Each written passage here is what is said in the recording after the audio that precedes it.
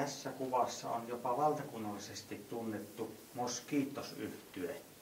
Toinen vasemmalta on filmissä esiintyvä Matti Pyykönen, myös finskinä tunnettu, ja hän kertoo nyt asioista kyseiseltä ajalta henkilökohtaisesti.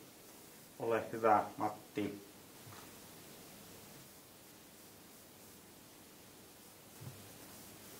Tämä meillä erikoinen homma oli tässä kuorma-auton lavalla, kun me soitettiin.